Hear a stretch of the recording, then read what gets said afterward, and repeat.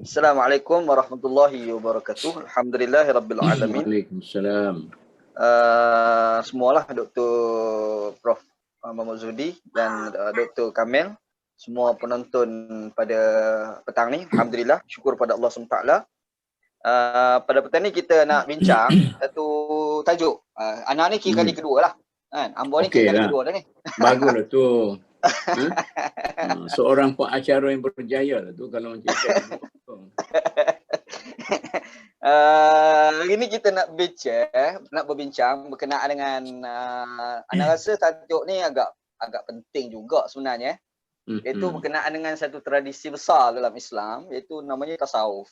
Sebab kita tengok tasawuf ni dia bukan semata-mata dekat tempat kita ya sebenarnya. Cumanya kita tengok dia berlaku banyak dekat negara luar. Terutama macam mana dulu belajar di Pakistan dulu kak. Pakistan ni kira agak kuat juga sebenarnya di Pakistan ni tasawuf ni.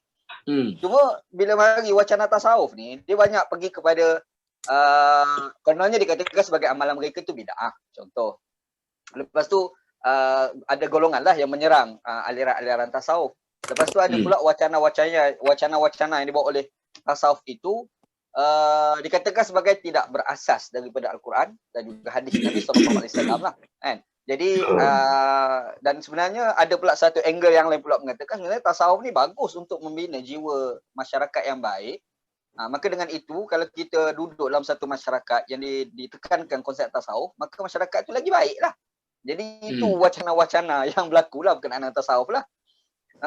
Jadi kita pun hari ni nak bawa perbincangan hari ni bersama dengan dua. Yang pertama Dr. Muhammad Zudi dan kedua Dr. Kamil.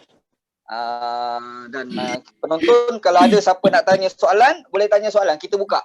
Nanti Ana akan baca soalan-soalan dekat ruang komen tu untuk kita tanya pada dua tokoh yang kita nak bincang pada malam ni lah, pada petang ni lah insyaAllah.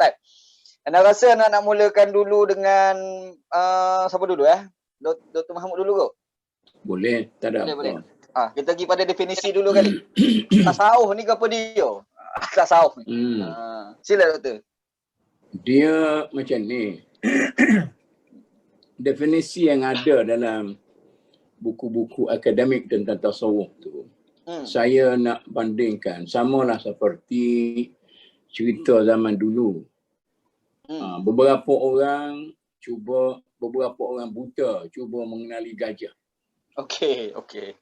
Kemudian yang jamu kaki macam tiang, yang jamu ekor macam tali, yang macam body macam dinding. Kemudian dia berbalas sama sendiri. Dalam masyarakat kita timbul perbalahan di antara Ar-Raniri dengan Fansuri sehingga kafir mengkafir. Ya, betul. Kemudian Hamka cuba murnikan dalam tasawuf moden. Okey. Dalam sejarah Islam yang paling ekstremis Hallaj sampai kena bunuh. Dan pengikut dia kata darah dia tu bait Allah. Itu keterlaluan itu. Sebab dia pun keterlaluan juga, dia kata Allah fi jairi. Ya, betul. Kemudian Ibn Arabi juga falsafah wahdatul wujud dia tu sampai mengelirukan orang. Jadi dalam akidah saya nak bawa contoh satu. Misalnya Ibn Al-Qayyim. Ibn Al-Qayyim ke Ibn Taymiyah. Dia kata nazalallahu minal arsy hakadha atau sa'idallahu al arsy hakadha. Dia nak tunjuknya, dia kata Tuhan naik arasy tu kanuzuli minal mimbar. Supalah saya turun daripada mimbar ini. Dia kata puak-puakmu ni bengan sangat tak faham saya duk cerita tentang arasy dan apa semua sekali tu. Turun macam ni lah dia kata. Maka orang kata dia tu kafir kerana tashbih Tuhan dengan turun daripada mimbar. Jadi benda-benda yang simbolik ni kalau kita cuba definisikan, itulah kekeliruannya. Ada orang kata tasawuf tu mana daripada as-suf.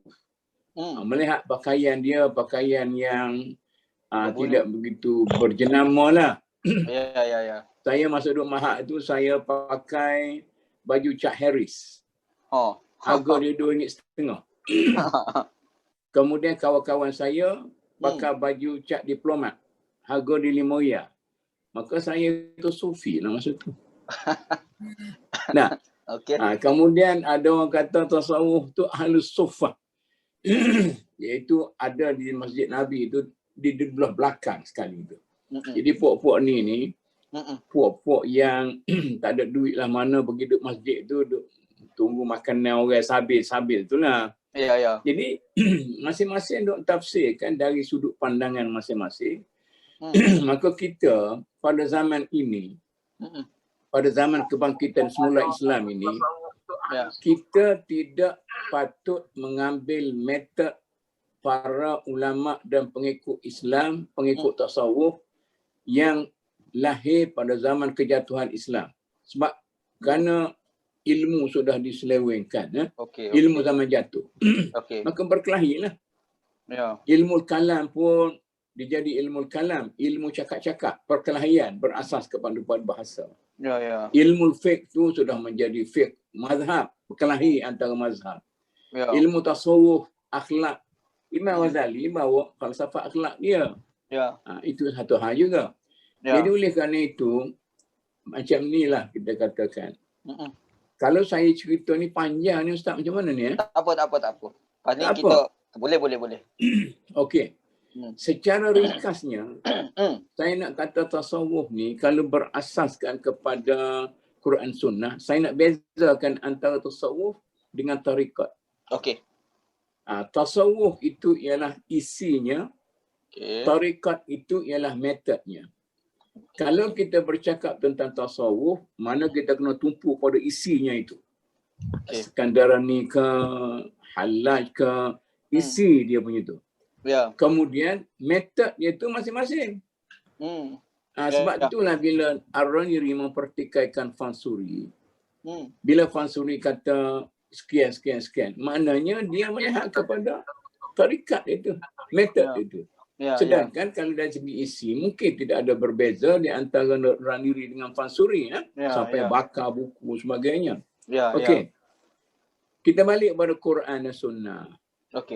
Dalam hadis kan, dia kata mal iman, syahadah, mal Islam, kemudian akhir sekali mal ihsan. Ihsan itu dia jawabnya an ta'budallah ka'annaka tarahu fa in lam takun tarahu fa innahu yaraka. Itu al-lub sebenarnya, isi tasawuf sebenarnya.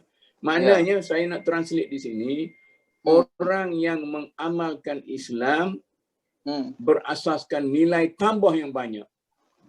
Lebih banyak nilai tambah, lebih hebat. Tapi kalau nilai tambah tu tak betul, dia jadi bid'ah. Situ jadi bila jadi dia. Bid'ah tu bising itulah. Duk kata duk mengatik sampai ho. Sebenarnya kita ambil lah kata satu tarikat. Dia meratib 100 kali. Kita ni kalau sebut mamuk 100 kali. Man ahabba syai'an ahabba an dzakarahu. Siapa dia cinta sesuatu dia sebut. Bila contoh Allah suatu kali tak masuk lagi, ngarut dah lah. Jadi saya nak pesan di situ, Quran kata macam ni. Wabil walidaini ihsana wa qada rabbuka alla ta'budu illa iyyah. Semua Tuhan. Jangan semua lain. Dengan ibu bapa ihsana. Orang kita terjemah ihsan tu kenalah wang ihsan, wang siap belah. Bukan. Wang ihsan maknanya wang satu pemberian yang tidak wajib. Tidak wajib. Walaupun saya tidak wajib, tapi saya bagi kamu. Bagi juga, okey. Ihsan. Bagi juga nah. Itu ihsan. Anta budallah ka'annaka tarahu. Mu kena sembah Tuhan seolah-olah mu tengok Tuhan tu. Fa in lam takun tarahu, kalau mu tak nampak pun, fa innahu yarak. Pastikan bahawa dia nampak, maknanya awak semaya dengan tertib terning, tidak macam orang kata semaya gali, orang Kelantan kata kan. Bunyi sudah. Begitu. Sebab tu semaya tu siapa para sahabat tu burung boleh ingat dah kepala dia. Apalah. Makna mutamakninahnya. Ya. Jadi saya contoh lagi. Dia kata idza huyitum bi tahiyyatin fahayyu bi ahsana minha. Ya. Kalau kata assalamualaikum, waalaikumsalam, tu baru cukup. Satu balas satu. Ya. Waalaikumsalam warahmatullahi wabarakatuh. Nah, kemudian dia kata pula assalamualaikum warahmatullahi. Jadi dia ni pula waalaikumsalam warahmatullahi. Tak ada tambah ke tu, nak tambah sikit. Ta'ala wabarakatuh. Tambah sikit. Tapi bagi setengah orang bid'ah. Ya. Tak ada tu. Akhir sekali dia berkembang itu benar-benar ada. Wa idza huyitum wa idza dhabhtum ahsinu zabha. Ya. Semaya tak ada khusyuk tahu tu mau besar. Tapi mutu dia genda. Kemudian mutu genda. Kemudian sembelih di satu pulah mana pun kalau putus mari dia boleh dimakan. Tapi orang ni bukan Muslim yang baik. Jadi jangan kita hubungkan dengan pakaian sekian, cara berjalan sekian. Mana tasawuf tu benda yang di dalam minda kita. Ya. Apa tu Profesor Kadirun, Ustaz kenal? Pakistan? Itu Indonesia tu. Tak kenal. Indonesia tak. Bila Soekarno kata aku lama dah nak faham masalah masuk syurga tak masuk syurga ni, aku ni berjuang lama untuk bangsa. Aku boleh masuk syurga ke? Menarik soalan dia tu. Orang profesor macam mu ni berpuluh-puluh tahun. Jadi pengajar ilmu. Awak boleh masuk syurga ke tak? Sedangkan Nabi kata, seorang perempuan yang bagi minum kepada anjing di tengah padang pasir itu masuk syurga. Kalau bagi minum pada anjing tu. Macam Kadirun ni dia seorang ahli fizik. Dia jawab kepada Soekarno. Kalau satu kosong, maknanya kosong tu sama ada satu tolak satu, kosong juga tak? Ya. 1000 tolak 1000 pun kosong juga. Maknanya nilai tu orang tak boleh faham. Orang yang tak faham matematik, aritmetik tak faham. Jadi inilah yang perlu kita pegang apabila kita bercakap tentang tasawuf. Okey. Alright. Kat tu lah dulu dah. Okey. Nanti tak menarik. Banyak lagi nanti kita lihat lepas ni. Apa disambung ke? Dr. Kamil. Dia tasawuf ni, Dr. Orang dia kata yalah pun Ibn Taymiyah, Ibn Qayyim kata ni tolak tasawuf. Tapi kalau kita baca beberapa kitab Ibn Qayyim contoh Syajaratus Sa'adah, kita baca ni kadang tak jauh beza juga dengan Ibn Arabi duk cakap, Rumi duk cakap. Cuma dia tak guna nama tasawuf. Dia nama tazkiyatun nafsi. Lagu mana tu?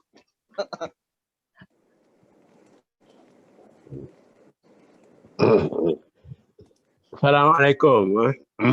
Salam. Pada pahaman saya, tasawuf ni satu benda yang orang panggil boleh bincang secara yang paling simple dan boleh bincang secara yang paling complicated. Okey, right. Secara simpelnya kita lihat tasawuf ni dia bermula dengan ibadat, dengan warak. Kemudian ini tasawuf tu pula macam Ibn Arabi tu bincang wahdatul wujud, wahdatul syuhud, macam-macam fana dan sebagainya. Jadi di tengah-tengah tu lah. Sebab tu bila nak ta'arif tasawuf ni, ahli tasawuf sendiri kata tasawuf ni ada berpuluh-puluh tarikh, beratus-ratus tarikh. Dan mengikut ahli tasawuf sendiri, dia kata tasawuf ini ialah jalan menuju kepada Allah mengikut nafas makhluk-makhluk yang ada. Jadi kalau 1000 orang, 1000 tarikh. 1000 nafas. Jadi sebab itulah 1000 nafas lah.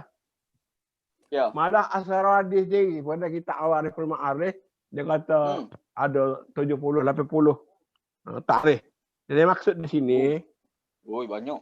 Tasawuf ni, kalau kita pergi kepada tasawuf amali lah, maka dia merupakan tasawuf segi zuhud, ibadat dan benda-benda yang berkait dengan nak muamil, nak perelokkan seelok-eloknya ibadat dan syiar-syiar keagamaan. Ya, ya. Tapi kalau kita pergi kepada makna yang lebih jauh, maka tasawuf ni dia kata menumpu sepenuh 24 jam kepada Allah Subhanahu Wa Taala dalam apa saja. Jadi sebagai contoh, kalau orang syariat, dia kata dia menghadap Tuhan dengan menghadap kiblat. Tapi mereka ni dia kata dia tawajuh ke mana-mana pun Tuhan ada di mana-mana. Kalau syariat kata bayar zakat 2.5%. Orang tasawuf dia kata dia bagi tak kira berapa persen. Nah, jadi di situlah. Tapi saya rasa kita tak boleh nak bincang tasawuf ni bersendirian. Sebab macam ada yang Datuk baca tadi lah. Iman, ihsan, Islam tu dia 3 beradik kembar. Jadi ada orang kata akidah atau iman tu macam benih, macam akar, macam tunjang. Pokoknya adalah syariah. Dan buahnya adalah akhlak dan tasawuf. Jadi kena kalau kita nak bincang bab tasawuf pun dia tak lari daripada akidah dan syariah. Tasawuf dia boleh diri atas kaki sendiri kecuali kena ada akidah yang kejat dan kena ada syariah yang betul. Barulah tasawuf tu betul. Kalau masuk tasawuf kot jenela, kot tingkat, tak lalu kot syariah, tak lalu kot akidah, maka itu dikatakan zindik. Tu jadi punah tu. Dia jangan salah tu. Pasal dia ikut cara yang tak betul. Dia ikut cara betul, dia kena lalu kot akidah, kot syariah, dia comelnya melalui tasawuf. Datuk Mu. Orang selalu dia kata orang selalu duk bercakap anak kecek Kelantan pula orang selalu duk bercakap. Tasawuf ni benar ni supaya orang gawe sebenarnya. Macam kita gawe dengan orang tino, ingat sok mau orang tino. Serupa kalau kita tasawuf ni kita gawe dengan Tuhan. Aku mana tu aku. Apa komen itu bandingan yang cukup fasih di kampung. Orang kampung mudah nak faham. Orang mudah faham lah. Ya betul. Dia itu satu tarikat. Ingat cerita zaman dulu. Nak hari dia lalu ke rumah orang Tino dia nak tu. Tengok kain dia jemur tu, cukup lah. Pasal lega banyak. Lega. Itu hak tasawuf kampung lah. Orang cerita lagi, dia gila ke orang jual garam. Hari-hari pergi beli garam. Penuh dengan garam rumah dia tu. Pasal nak tengok orang tu. Tu gawe kampung lah tu nak. Itu untuk orang kampung. Maknanya itu semuanya tarikat dalam mentafsirkan tasawuf dalam diri kita. Jadi saya nak lanjutkan yang Dr. Kamil kata tadi.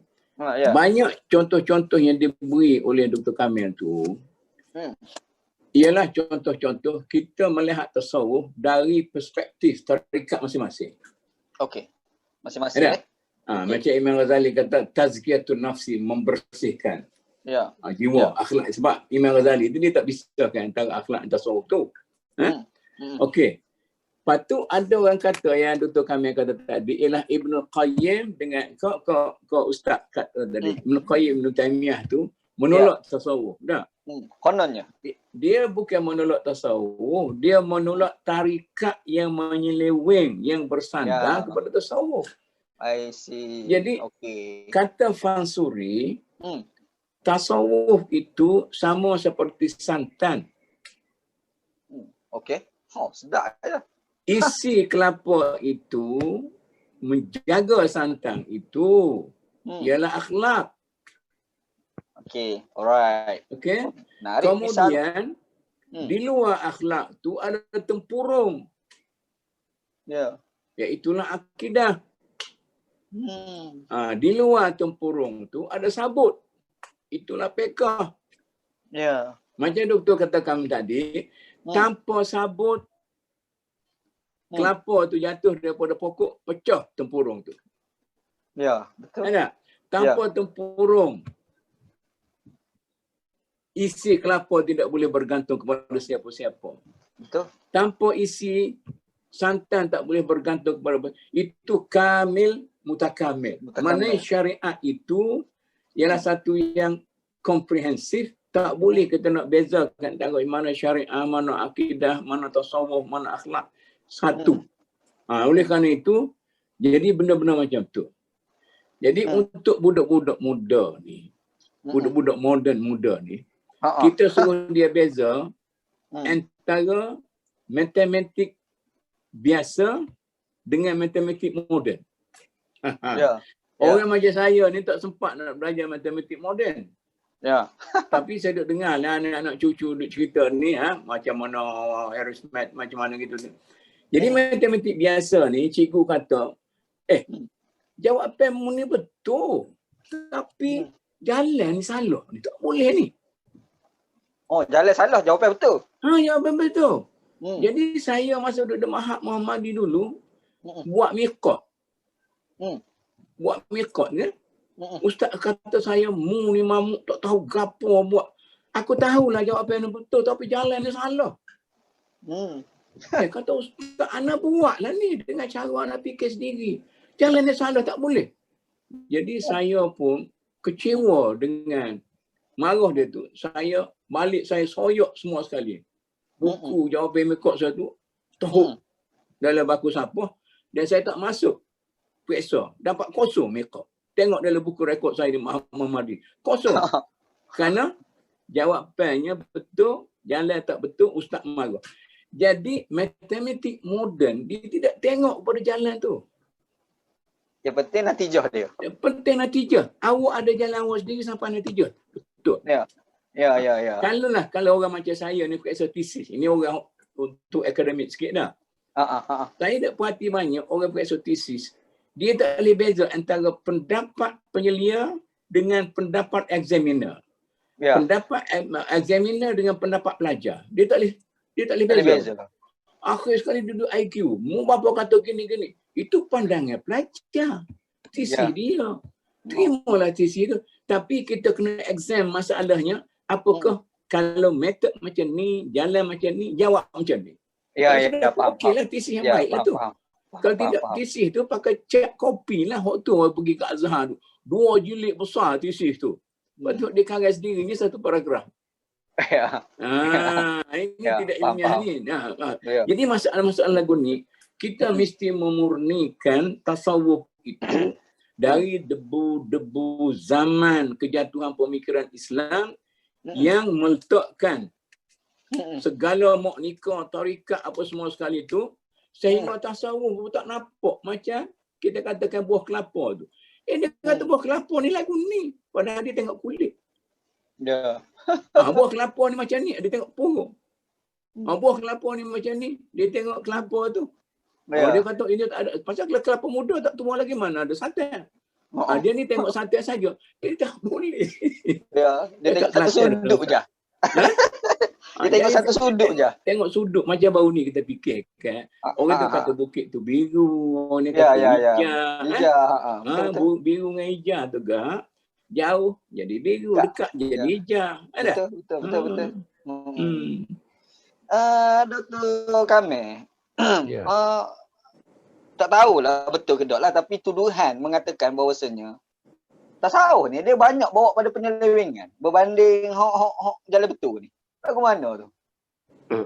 So saya katakan tadi, tasawuf ni banyak segi.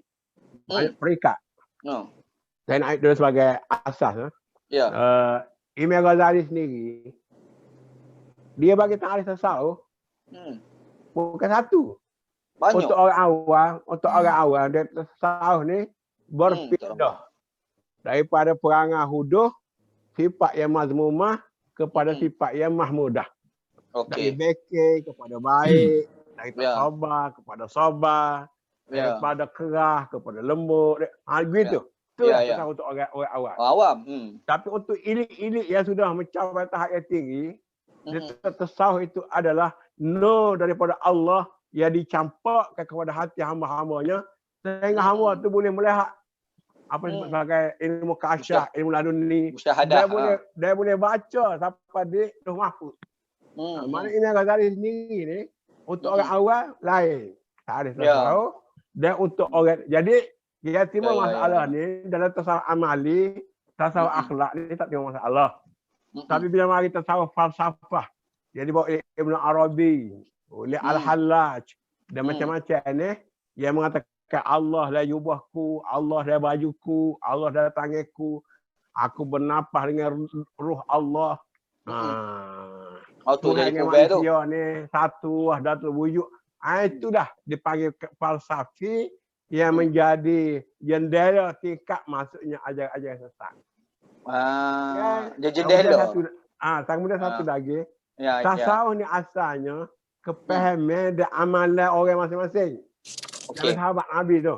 Tapi bila jadi tarikat, maka dia ada syekh. Dan syekh tu kadang-kadang ada yang betul. Tapi kadang-kadang ada yang menyeleweng. Dia nak jumpa syekh ni bagi duit ke syekh. Bagi itu ke syekh. Puja syekh. Dan sebagainya. Jadi, yang salahnya ialah sebahagian daripada ajaran yang ada melampau. Itu yang jadi salahnya. Tapi kalau kau dah amalan, kau dah akhlak, kau dah nak menjiwai, nak menghayati syariat, maka tasawuf tu setengah ulama kata adalah fardu ain. Macam kita kata khusyuk dan sembahyang. Khusyuk dan sembahyang itu tasawuf lah. Tapi dia tunggu-tunggu rokok yang tidak tu, itu fiqh. Jadi kalau fiqh betul pun, kalau dia duk mikir hal macam-macam, hal nasi dia, hal lauk dia, maknanya semaya dia tak ada roh. Kata Ghazali, semaya tak ada roh ni, kita naik ke langit, jumpa dengan Tuhan, ibarat kita atas kambing yang mampu. Kambing yang tak hidup, kambing yang tak ada nyawa. Mana Tuhan nak terima? Sebab itulah dia kata, nilai semaya itu bergantung kepada nilai khusyuk tak khusyuk. Kalau tak khusyuk asal, buat. Kalau khusyuk sikit, terima sikit. Kalau khusyuk banyak, terima banyak. Ada pun tunggik-tunggik tu, kita kata macam sokel lah benda tu. Benda rutin saja. Kena kepada penghayatan tu. Itu tasawuf. Okey, Dr. Muk. Dr. Muk tadi kita ada klasifikasikan tasawuf. Ada molek, ada hak jadi kubel lah, jadi makin putih lah. Macam apa Dr. Kamil sebut jendela menuju kepada kesesatan kan.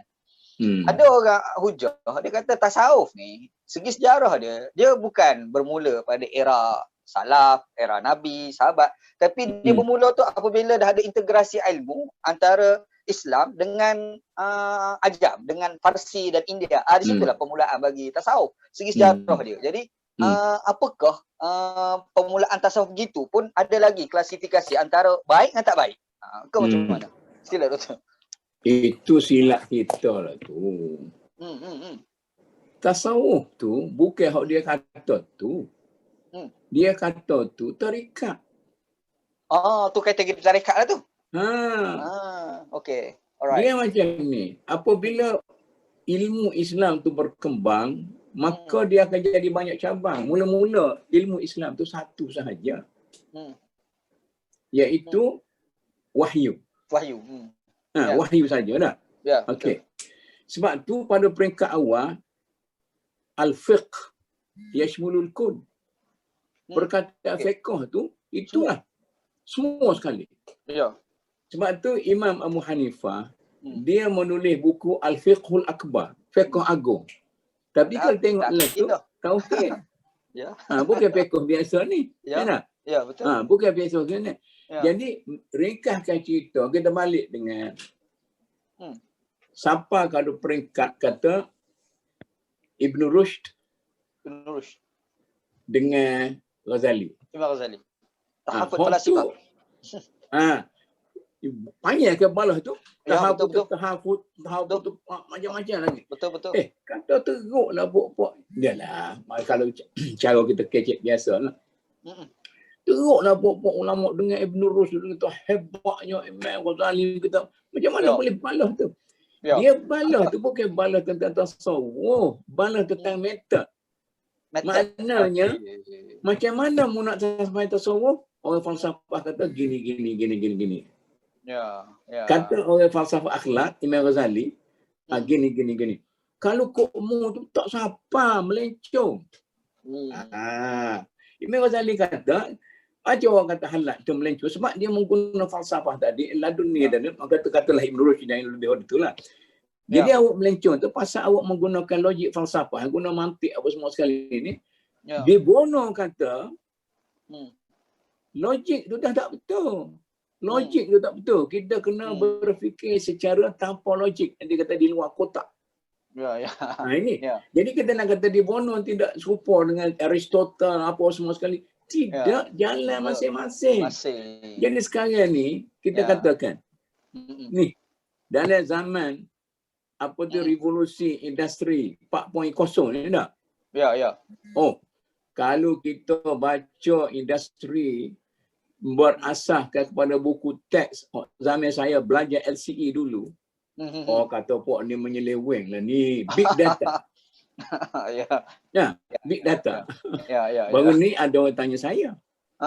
Bila kita terima big data dalam revolusi 4.0 industri revolusi 4.0 ni, macam mana kita nak jadi hakim? Tak ada lah peranan hakim. Sebab duduk keputusan ada dah mari data sekian. Siap lah kau dah.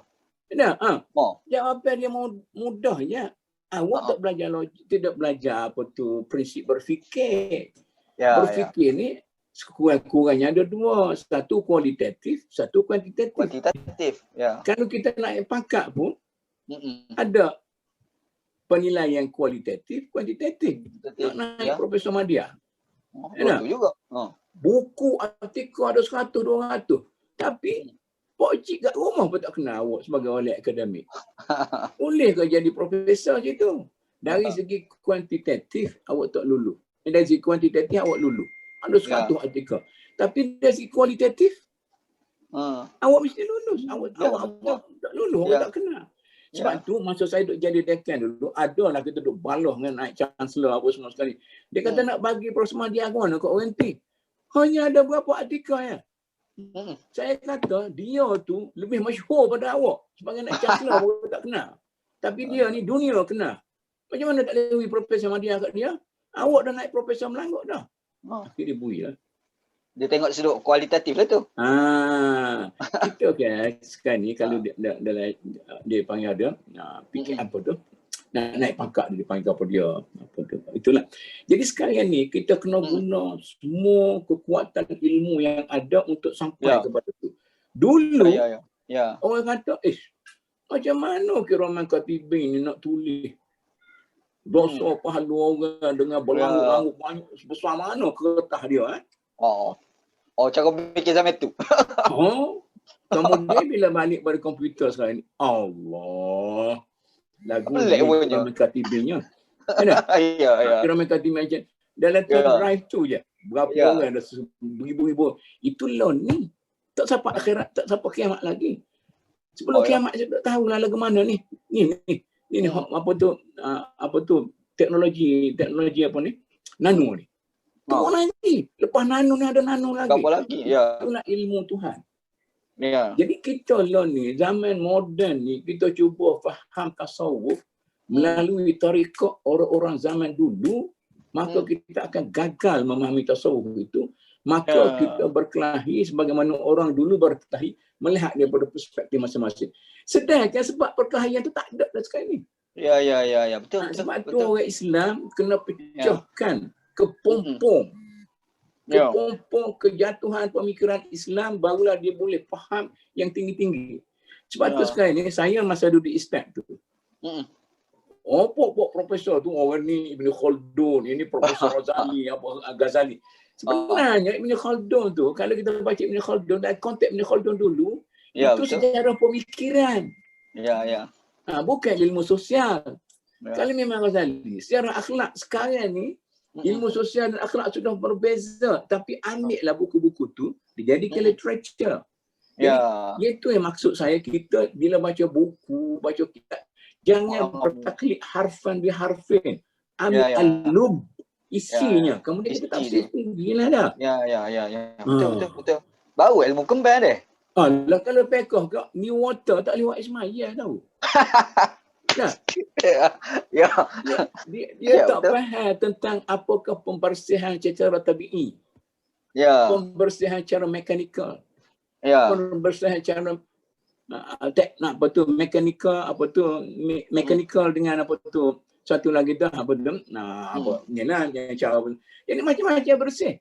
Kalau katalah awak bahasa Urdu lah ni tak apa tak ada. Tak apa. Asal faham betul. Awak kecil dari satu bekas. Lepas tu matahari panas kuat naik jadi wak. Air kecil itu turun balik. Boleh semaya ke tak? Sudah. Dia sudah secara tabiinya masuk dalam tanah. Bersih. Sebab tu bila hanya berok situ, kita tanam ke apa-apa tu sudah proses tu boleh masuk tu. Ini kita cerita tentang apa ada ilmu ke apa semua sekali macam-macam lah. Betul. Apa tak faham pula. Kemudian jadi secara chemical ke, cara mekanikal ke, secara tabiinya telah melahirkan sama. Sebab tu sekarang ni halal tayyibah itu macam mana? Itu masalah-masalah macam ni lah. Jadi pok-pok hidup kelahi tentang tasawuf, tidak tasawuf apa semua sekali itu, dia jangan baca kitab As-Sekandari saja. Jangan baca Ibn Arabi saja. Jangan baca Al-Ghazali saja. Tetapi kena review semua sekali. Kalau tidak, awak jangan kelahi dengan orang, awak hanya baca dan ikut Ghazali saja. Jangan duduk matah orang. Saya tanya Prof Ahmad Ibrahim. Masa duduk makan. Prof, saya tak pernah tengok Prof ni makan dengan chop. Ni apa tu chopstick ni. Dia tak kata chopstick ni budaya orang tak kata dia.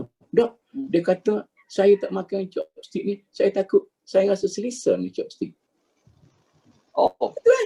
Takut rasa selesa. Ya.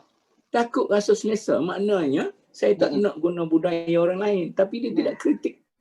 Dia kata okey lah sama sekali.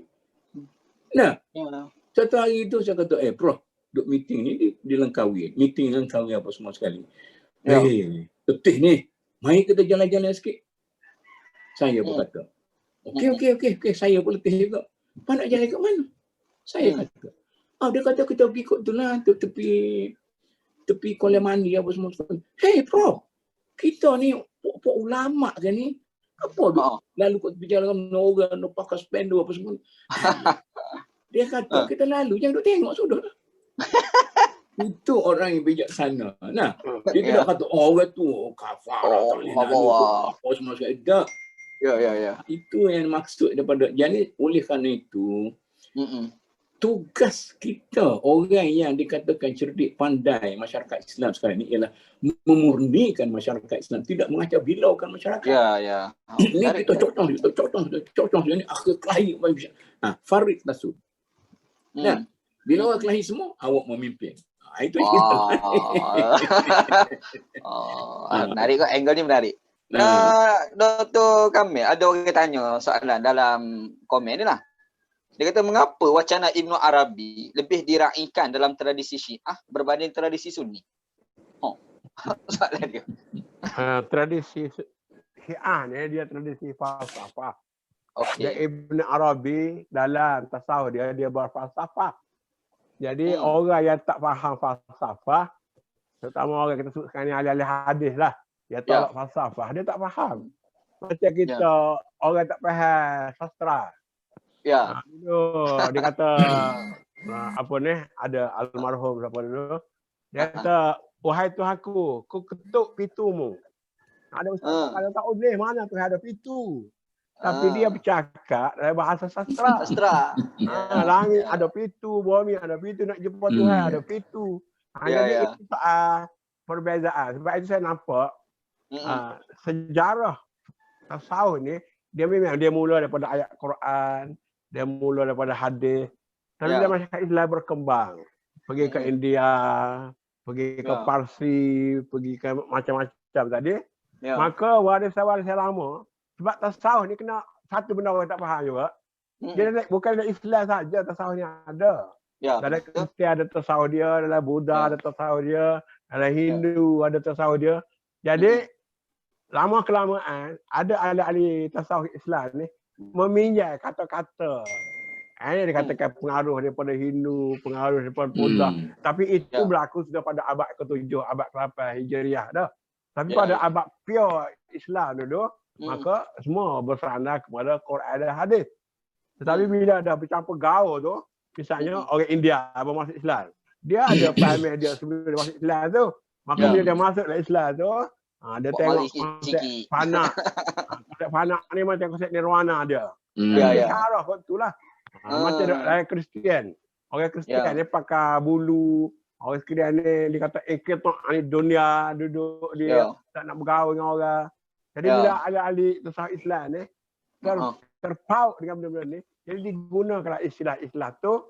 Dia yang mengatakan tasawuf Islam ni banyak pengaruh dengan pengaruh asing ni, banyakkan orientalis datang kemudian. Dia nak tunjuk kita punya tasawuf ni bukan original. Kita pinjam dari orang lain, tapi kita baca ayat tasawuf kita, maka dia berasas kepada Quran dan Sunnah. Cuma dia berkembang macam Datuk Muhammad kata tadi lah. Jadi sebab itu dalam bab ilmu ni, saya nak tekan sekali lagi lah. Kita baca habis, jangan baca separuh. Kita baca separuh, mengaji hadis, tak mengaji falsafah. Atau mengaji falsafah, tak baca hadis. Atau mengaji tasawuf, tak baca fiqh. Atau baca fiqh, tak baca akidah. Ini yang jadi kena kabut ni. Jadi saya ingat ni macam kita rebuh hobi tak masuk lah. Jadi kena masuk.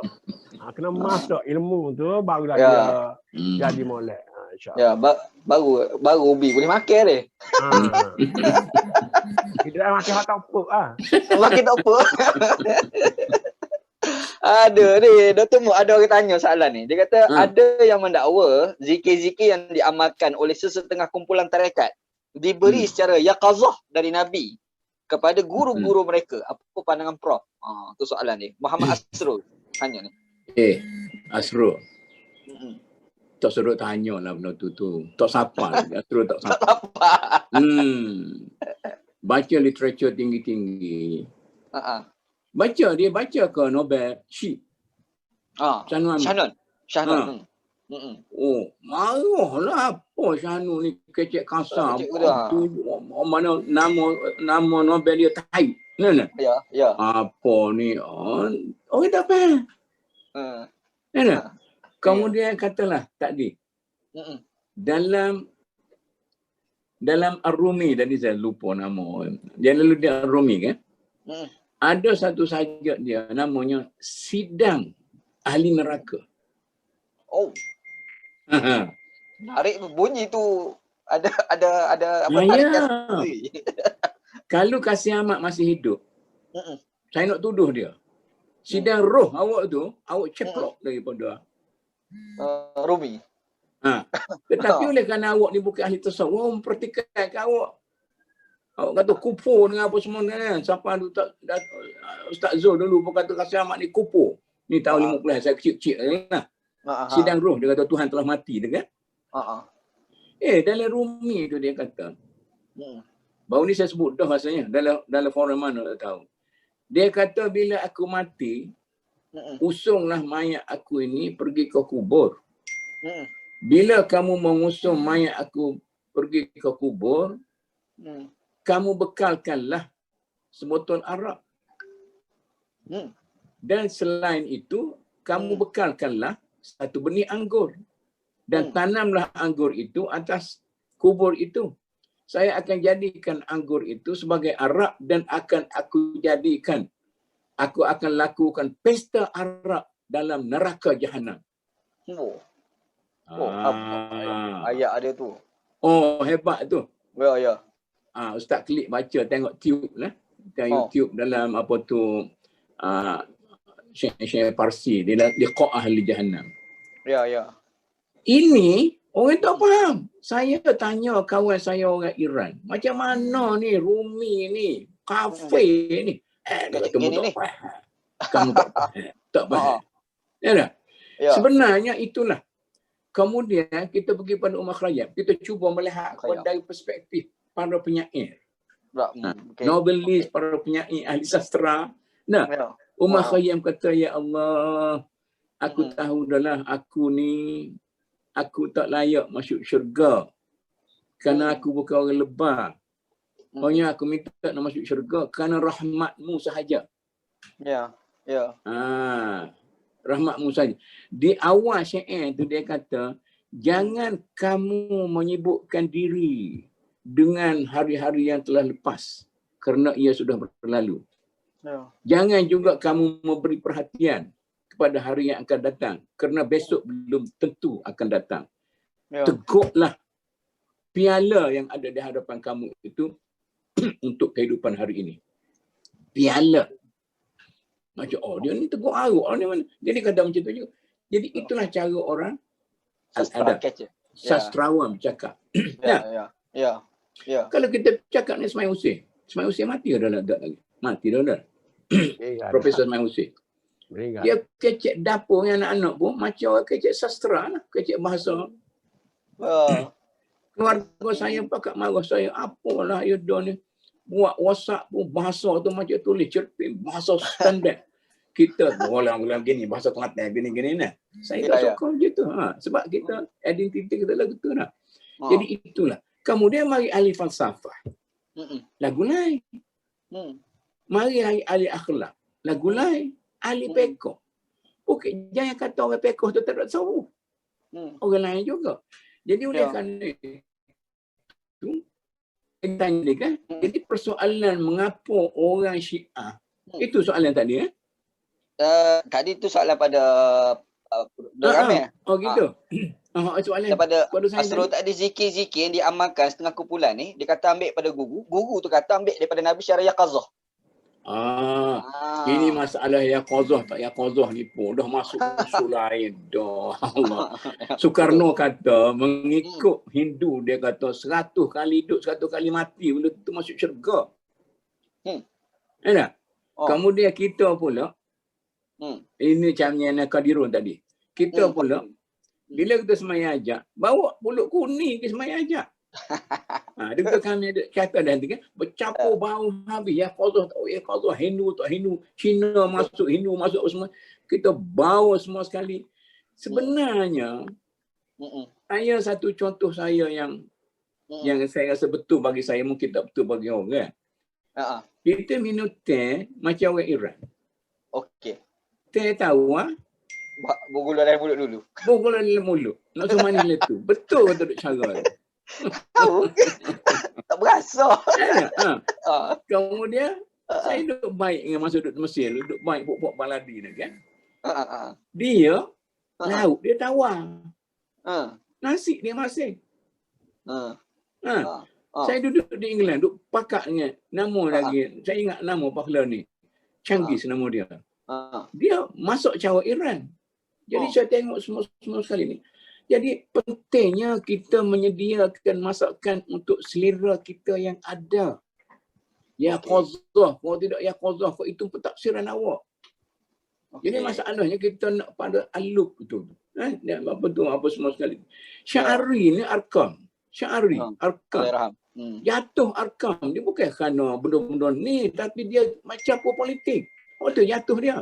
Tu jatuh dia. Kalau dia tidak kritik Perdana Menteri, tidak kritik di mana Perdana Menteri, tak jatuh. Tapi kalau dia capur politik, kesan perbalahan politik terhadap perbalahan ilmu.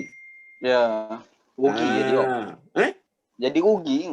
Masa duduk Nilai Puri dulu, saya rapat saya. Kata, tulis artikel sekali. Apa artikel dia kata tajuk? Allahmu. Nak tulis artikel pun tanya aku tajuk. Beri tajuk. Saya beri tajuk lah. Kesan perbalahan politik terhadap fatwa.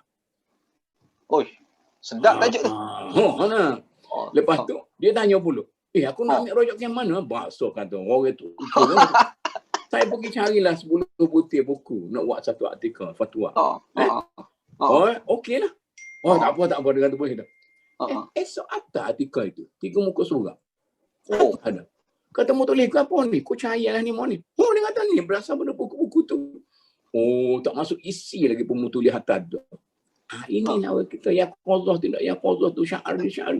Kita belum sampai ke nak lompat soyok pohon lah weh. Ya. Agak dia kata dah. Tak ada saya sambung tadi. Nak sambung yang Dr. Kamil kata tadi. Pasal apa ni orang ni dia kata apa tu yang Syiah dengan apa tu halaj tu kan, dia lebih suka pada falsafah apa semua kan, dah halaj kan. Betul. Penjelmaan dalam diri itu.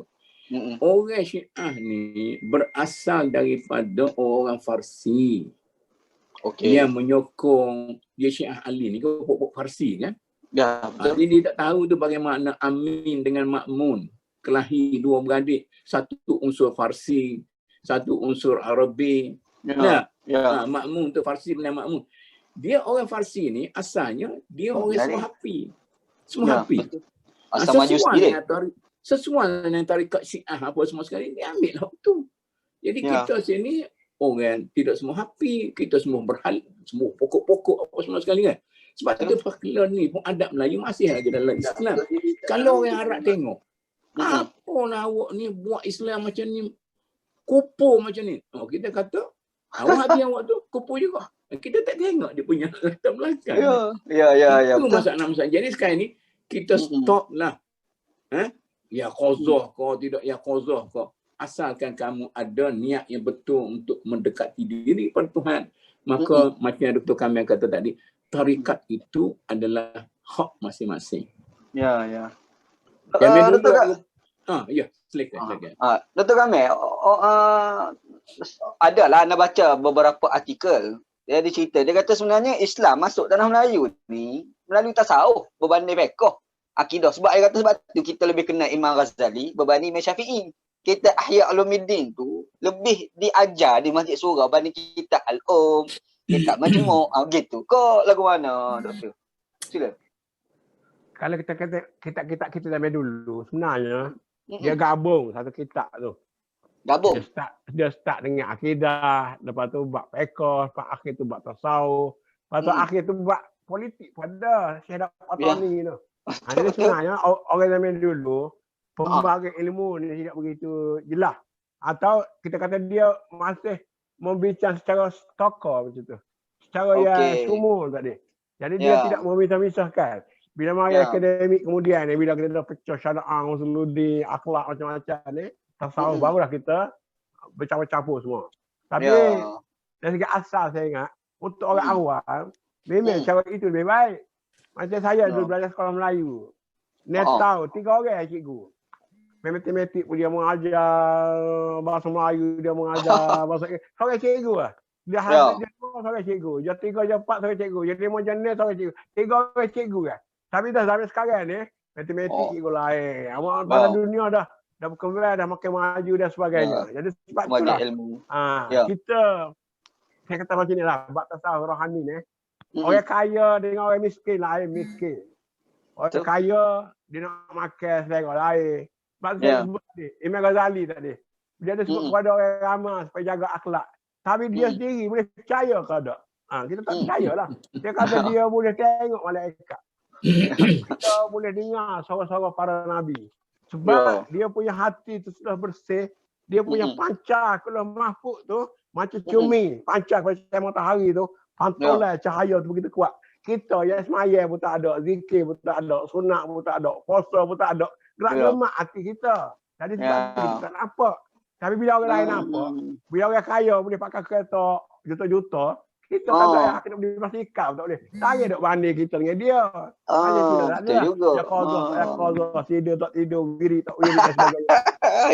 Ya. Kayaknya masalah, ada satu nama saya tak sebutlah. Di Pahang. Dia guru silat.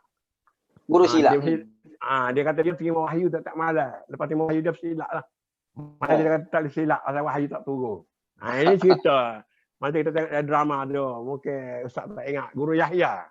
Ya, ingat. Guru Yahya ni adalah penyelewengan daripada guru-guru tarikat dan tasawuf. Jadi, tak kena bagi pihak menolak tasawuf ni. Dia baru. Kerana ada satu dua yang jahat. Buat tak betul dalam tasawuf, maka kita kata tasawuf tak betul. Sebenarnya dia tak betul. Dia bukan tasawuf saja. Dalam akidah pun ada mengaku Nabi. Dalam fiqh pun ada tak nak mazhab macam-macam lagi. Jadi sekarang ni kita tak boleh ambil borong kerana kesilapan seorang dua. Ada satu dua tarikat, maka kita borong. Semua tarikat salah, semua tasawuf salah. Ini orang panggil tak betul lah, tidak adil dalam kita membuat keputusan bab ilmu dan sebagainya. Dr. Mok, agak-agak kalau kita buat penerapan tasawuf secara meluas dalam masyarakat Malaysia, agak-agak masyarakat Malaysia boleh jadi molek. Kau pun. Nak cerita revolusi pun boleh melalui tasawuf. Ha, Tapi syarat tu dia. betul lah. Okey. Orang kata tasawuf jalan gokok. Ya tak? Tak. Kalau kita tengok sejarah latar belakang Algeria dengan Morocco. Siapakah yang memerdekakan negara-negara utara Afrika daripada penjajah? Buat tasawuf. Tasawuf. Lepas tu mari buat Libya, buat apa tu Gaddafi, apa semua cerita lain. Tapi dengan tasawuf dia boleh merdekakan. Jadi syaratnya tasawuf yang betul lah tu. Maknanya yang betul-betul blend, yang satu kamil, mutakamil tadi. Jadi kita nak ajak masyarakat kita balik kepada Islam kamil, mutakamil. Ingat zaman Anwar Ibrahim dulu kita dah bincang bagaimana pendidikan Islam ini kita perlu melihat bukan ini pengajar Quran, ini pengajar sunnah, pengajar hadis, pengajar sirah. Jadi benar-benar berserabut pakai ni. Saya nak jadi apa tu timbalan pengurusi lepas di Jakim tu. 20 tahun. Ya daripada apa tu Tan Sri ke apa tu belum ada Perdana Menteri Mahathir lagi. Apa semua sekali. Jadi tu. Tapi nak suruh kita ni kapal ni kan pakai ni tak berjadi. Kita dah pecah lagi. Budak kecil lagi ni fiqh ni tauhid ni akhlak ni tasawuf ni apa semua sekali. Penuh kepala budak semua sekali. Kita bincang masa Anwar Ibrahim tu masa tu lah. Tidak bincang politik lah orang akademik. Kita belajar Islam berasaskan pada tematik.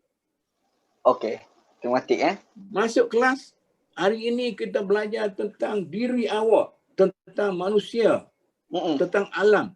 Jadi Quran ada tentang manusia, orang ulama tauhid kata macam mana manusia ni, orang fiqh kata macam mana manusia ni, orang tafsir, orang hadis, apa semua sekali.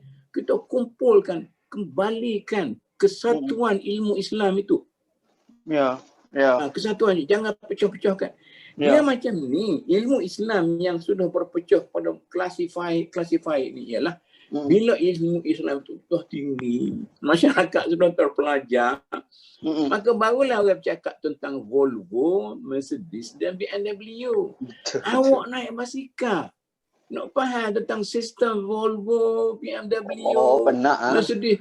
Mana awak boleh faham? Tak faham. Jadi awak bercerita, orang zaman dulu tu, dia kata ni BMW gini, sistem apa tu, teknologi Jerman sekarang-sekarang ni. Kalau hak ni hak Perancis, apa tak?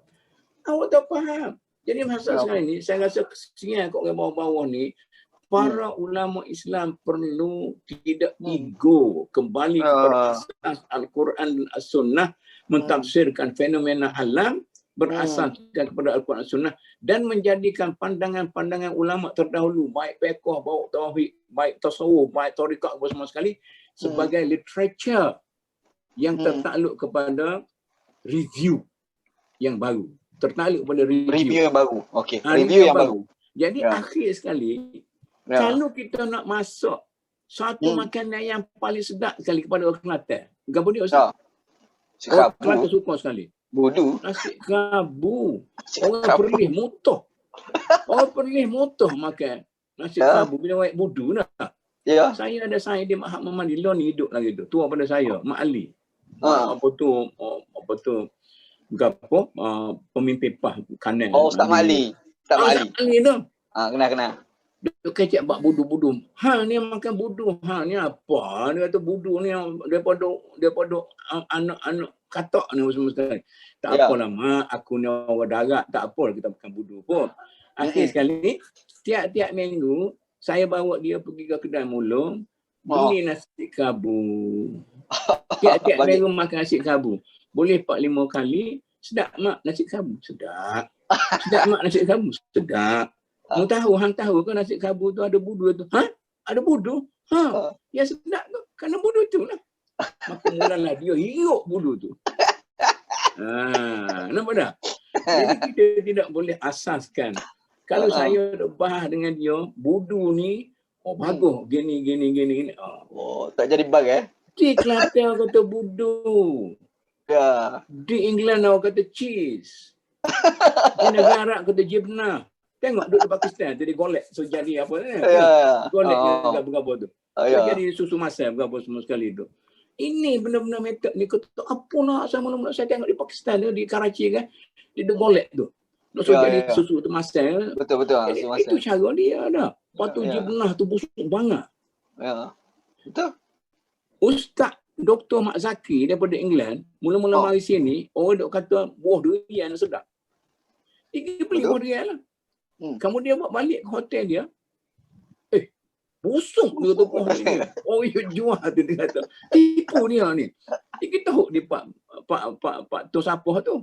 Lepas tu satu hari dia Dr. Zaki dengan seorang lagi saing dia tu. Dia tengok orang dia ambil buah durian tu. Dia kata apa ni orang ambil? Orang kita tahu orang busuk. Gila orang ni. Rupa-rupa. Itulah dia sedap sekali. Hak paling bau busuk. Lama-lama makan sedap. Kau busuk, kau sedap. Kau busuk, kau sedap. Itu masalah. Jadi maksudnya kita ni kan tak sebalah lah terma tasawuf ke apa. Kita serak begitu masyarakat. Kita tak siapa.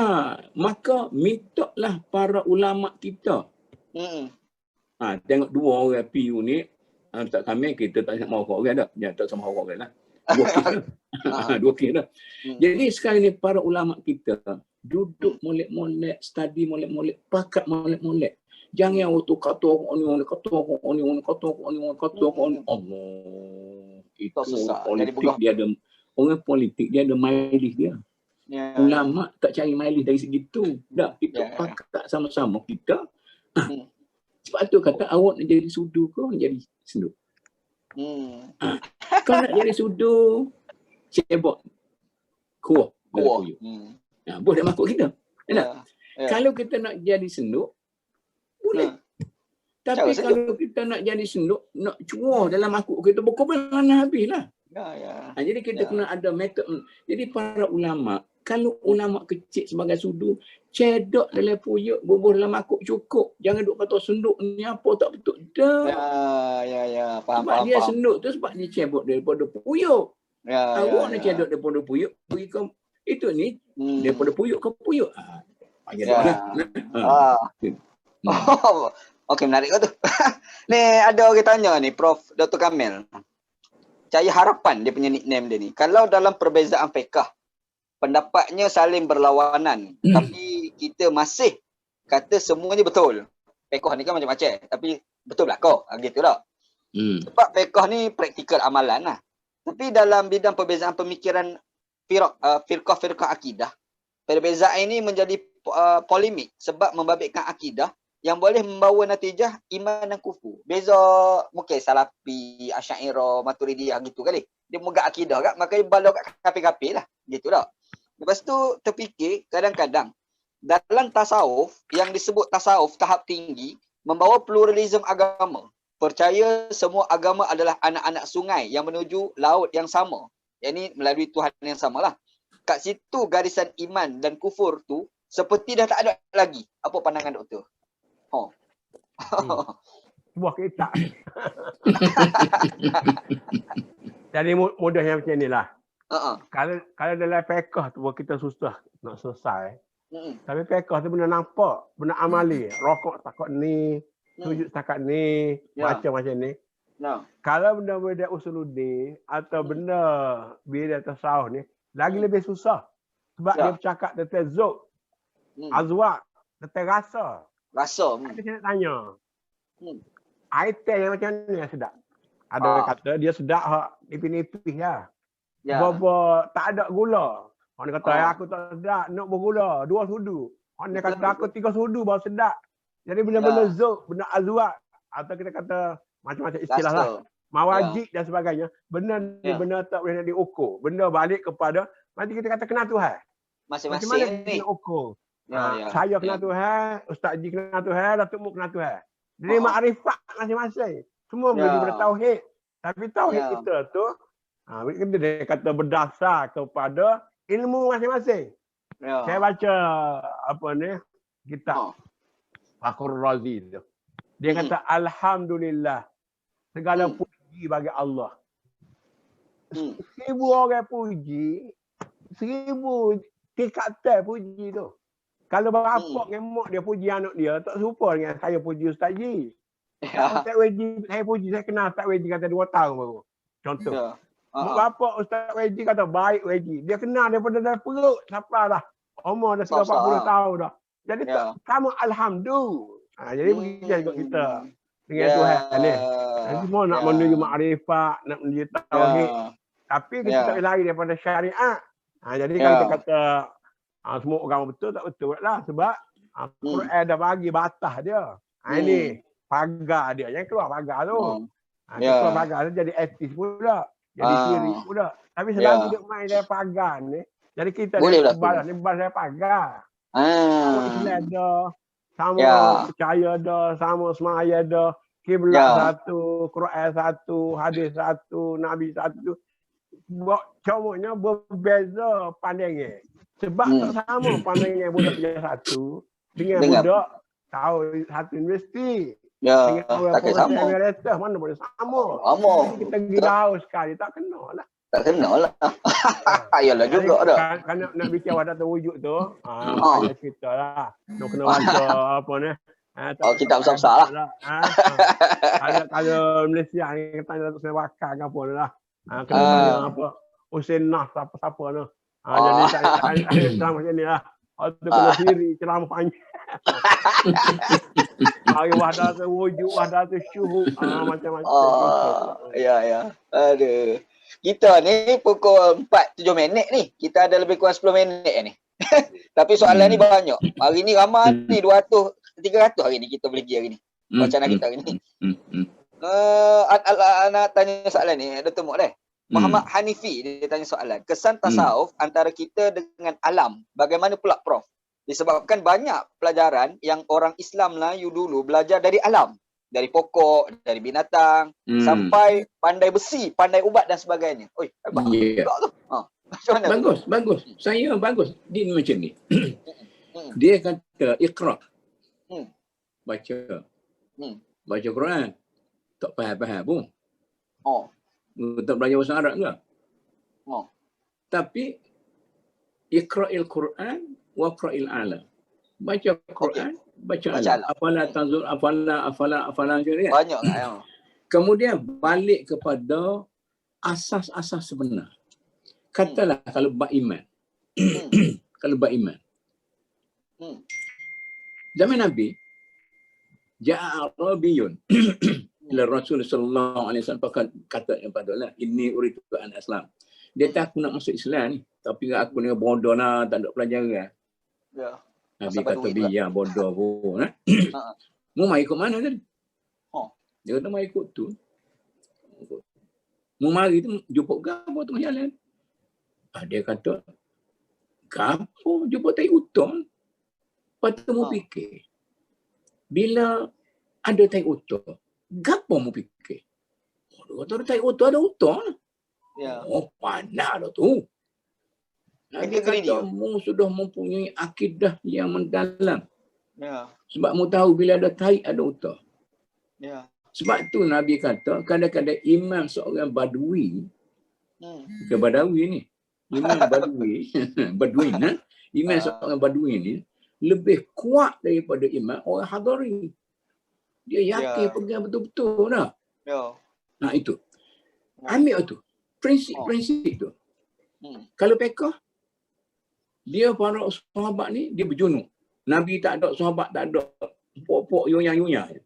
Orang ni ambil tayamum macam tayamum semaya. Orang ni guli dah. Sebab dia kata mana junuk, kita ambil semua sekali. Guli dah debu. Lepas tu hak ni pula ambil gini. Dah. Lepas klik tanya Nabi, mana hak betul ni? Nabi kata, betul. Dua-dua lah ni. Dua-dua tu betul. Ya. Lepas tu, saya nak pinjam ni jawapan Profesor Kadirun kepada Soekarno. Soekarno kata aku ni berpuluh-puluh tahun susah berjuang untuk rakyat, masyarakat dan negara. Macam mana aku tak boleh masuk syurga? Kau. Sedangkan perempuan tu pergi beri air ke angin, dia boleh masuk syurga. Kadirun kata 10 kosong tolak kosong berapa? Kosong. 1,000,000 tolak 1,000,000 berapa? Kosong. Ada beza ke tidak antara kosong tolak kosong, 1,000,000 tolak 1,000,000? Orang tak faham. Jadi sekarang ni, kita baca alam ini berasas pada alam semesta dan Ustaz pernah dengar lagu kau Ustaz? Oh, banyak. Kita Hindustan. Hindustan? Oh, Hindustan. Masa duduk di Pakistan. Ustaz tahu kau? Lagu-lagu Hindustan itu dia banyak berunsurkan alam. Ya, setuju. Bayu. Desiran bayu. Sebab tu lagu Hindustan macam itu. Ya. Ya. Lagu-lagu Arab dia banyak dipengaruhi oleh kuda dan unta. Poklon, Pak apa semua sekali kita macam apa tu? Kita belajar masa Arab tu tak? Arut, ilmu arut. Arut. Poklon, dia keruk gitu kan. Lagu heavy metal dipengaruhi oleh orang-orang Apache di Afrika tu. Lagu-lagu Melayu dipengaruhi oleh alam sekitar. Ya. Alangkah indahnya bulan, matahari, kau laksana bulan, apa semua sekali. Jadi saya setuju. Cadangan tadi kalau kita balik kepada alam sekitar kita untuk memahami Tuhan, untuk memahami apa sekali. Sekarang ni orang tak tengok bulan baru tak nampak dah. Sebab kita tiap-tiap malam curah. Itu sudah satu faktor dalam kita dengan alam sudah hilang. Sekarang ini orang tidak lagi mengambil kira alam semesta dan sebagainya. Orang sudah melihat kepada sains teknologi dan hak tu dhalla wa dhalla tu. Tak melihat, tidak ada. Mana kejernihan jiwa dah habis. Kita jadi kaku kerana sains teknologi. Ini betul. Jadi sekarang ni, oleh kerana kita terperangkap dalam sains teknologi, kita kena balikkan sains teknologi kepada suatu persekitaran alam. Kita jadikan sains teknologi sebagai satu alam. Green apa kita panggil tu? Yang ni? Green apa tu? Yang tengok tu, yalah, banyak. Adalah. Jadi inilah saya setuju. Satu cadangan yang boleh terima lain itu boleh tolak pelakon. Kita dengan alam ni jangan berpisah lah. Kita alam jangan pisah. Betul. Ni last kali, ni Dr. Kamil. Ada orang ni, apa Ashraf ni. Kebenaran bila dicampakkan di batu menjadi keras. Bila dicampakkan di duri menjadi luka. Bila dicampakkan di tanah ia menyimpannya. Ayat ni dia kata kebenaran tu kalau capok kat batu jadi keras. Kebenaran tu kalau capok dekat duri jadi luka. Kebenaran bila dicampok kat tanah dia menyimpannya. Maksud mungkin menjadi tumbuh-tumbuhan berkali lah kot. Ada doktor nak komen? Saya tak faham. Saya nak sebutlah takut ada orang komen lah. Syarah wajah. Satu ayat Quran, satu hadis pun dia tahu. Sangat bagilah satu ayat Quran menunjukkan bahawa memang ilmu tasawuf ni daripada Islam. Tengok surah Al-Hadid ayat 2. Contohlah. I'lamu annamal hayatud dunya la'ibun walahun wa zinatun wa tafakhurun bainakum wa takasurun fil amwali wal aulad. Kalau sudah kais ni macam-macam panjang lah. Jadi maknanya memang asas terasnya daripada Quran dan daripada hadis. Yang itu kita jangan ragu-ragu lah. Jadi kalau ada kata ini penyelewengan asing dan sebagainya, benda mari asing apa ni benda kemudian dah. Benda kemudian tu selepas dunia Islam bertemu dengan tamadun-tamadun lain, tamadun Parsi, tamadun India, tamadun Buddha, dan tamadun Melayu juga. Jadi sebab itu kita kena balik kepada ayat asli itulah. Ayat asli dengan ayat lain kita panggil ropo-ropo lah. Jadi kadang-kadang kita perlu pada ropo-ropo tu. Kadang tak perlu. Pakai akhir duk balas pula. Wah tak sebeh kau pakai anak bila dengan anak jari. Ada awak rasa selesa dengan tak sebeh lah. Awak selesa dengan jari lah. Cuma sampai Nabi buat dengan jari, dia buat dengan jari. Kalau ada orang sebab dia kata kerana dia punya tak sebeh tu, dia rasa lebih kosong, dia rasa lebih apa. Tak ada lah benda ya. Dan Islam nak melarai. Jadi kita nak balas benda-benda yang ropo-ropo ni, buat urik masa. Wallah. Okey, anda rasa perbincangan kita ni menarik sebenarnya. Lepas tu anda tengok pun ada orang nak tanya lagi tapi anda rasa tak apalah lain kali. Anda rasa tapi banyak dah terjawab. Soal lagi lah sebelum kita tak puas hati kita sebut ni. Soal pluralism. Pluralism. Jangan mudah-mudah nak kata kau pluralism. Bos takat kata ibarat anak-anak sungai yang menuju kepada ibu sungai yang satu dan pergi ke laut, tidak pluralism lagi tu. Tak pluralism lagi tu. Ada lagi. Kemudian kalau kita percaya amanah Rasul bima unzila nabi-nabi apa semua sekalian, kita ada percaya berpuluh nabi. Kristian percaya Nabi Isa saja. Kita bukan pluralism. Kemudian Ibrahimiyah lagi, tubik-tubik percaya kepada Ibrahim. Jadi kita kena faham konsep pluralism, apa tu secularism semua. Jangan pakai dapat istilah tu goda habis tak tahu sekali ikut kita. Dia tu tak semua. Ya. Itu enak ayatnya. Jadi kita kena bincang betul-betul kan. Kita kena apa semua sekali. Ya. Okey, terima kasih banyak pada dua tokoh kita pada petang ni. Profesor Dr. Mahmud Zudi, Dr. Kamil Majid. Ana bila bincang tajuk tasawuf ni, ana teringat satu perkataan Rumi yang ana sedap dengar tu. Antara dia pernah kata, beribadatlah kamu walaupun kamu tidak ikhlas kerana Tuhan tetap menerima wang palsumu. Rumi. Jalan Rumi kata. Beribadatlah walaupun tidak ikhlas kerana Tuhan tetap menerima wang palsumu. Sedaplah ayat tu. Dan ana siapa nak kata ikhlas tak ikhlas tu, kita nak kata ikhlas. Tak tu. Jadi apa yang kita bincang hari ni, ana rasa ana boleh simpulkan beberapa perkara lah. Yang pertamanya, bila kita bincang tasawuf ke, gapo pun, kita tak boleh lari daripada Al-Quran, hadis. Dia mesti dalam frame itu, kan? Lepas tu tasawuf tu pula, dia sebenarnya secara tak langsung dah mengajar pada kita macam mana kita bukan semata-mata membaca Al-Quran dan hadis, tetapi kita nak relate antara Quran dan hadis jiwa kita dengan alam. Itu anak faham kan? Dua. Lepas tu yang ketiganya, kita ada perbezaan dalam membincangkan tentang aliran-aliran pemikiran. Fiqhnya, akidahnya, begitu juga tasawuf.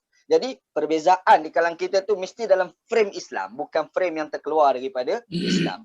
Yang keempatnya, anda boleh simpulkan, kita bincang ilmu apa pun, biar jadi sempurna bagi kehidupan manusia, bukan sebagai asas pemecahan kepada manusia.